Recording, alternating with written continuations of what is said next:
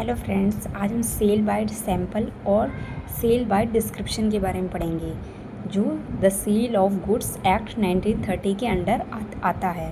तो पहले पढ़ेंगे द सेल बाय डिस्क्रिप्शन जो हमें सेक्शन 15 में हमें दे रखा है सेल ऑफ गुड्स एक्ट 1930 के, जिसका मतलब है कि sale is description when goods are sold based on description given by seller.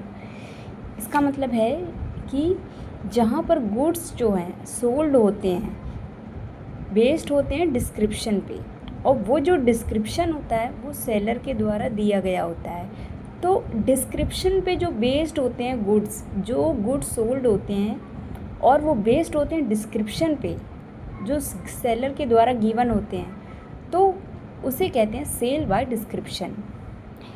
And second है सेल बाय सैंपल, जो सेक्शन 17 बात करता है। सेक्शन 17 में इसकी बात की गई है सेल बाय सैंपल की, जिसका मतलब है buyer purchase good after seeing a sample. इसका मतलब है कि बायर जो है वो गुड्स को परचेज करेगा सैंपल देखने के बाद। बायर जब गुड्स को परचेज करेगा सैंपल देखने के बाद, और जो गुड्स है वो करेस्पॉन्ड होना चाहिए सैंपल के साथ, कि जैसा सैंपल है उसी के हिसाब से जो गुड्स है वो होना चाहिए। Buyer have reasonable opportunity to compare goods with sample. Buyer के पास एक रीज़नेबल अपॉर्चुनिटी होती है वहाँ पर जहाँ पर वो गुड्स को कंपेयर कर सकता है सैंपल के साथ।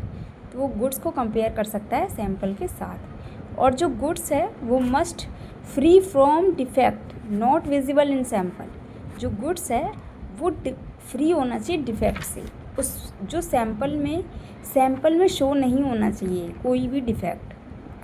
तो गुड्स जो है वो डिफेक्ट से फ्री होना चाहिए, सैंपल में शो नहीं होना चाहिए। तो ऐसा गुड्स, तो यहाँ पे एक और अपॉर्चुनिटी रहती है कि sale by sample and sale by description both, जहाँ पे आप गुड्स को आप दोनों चीज़ों के द्वारा आप खरीद सकते हो। गुड्स को आप सैंपल के भी द्वारा आप गुड्स को परचेज कर सकते हो एंड डिस्क्रिप्शन के भी द्वारा। तो ये दोनों इम्पॉर्टेंट पॉइंट्स थे जहाँ पे sale by sample and sale by description, section 15 and section 17। Thank you friends.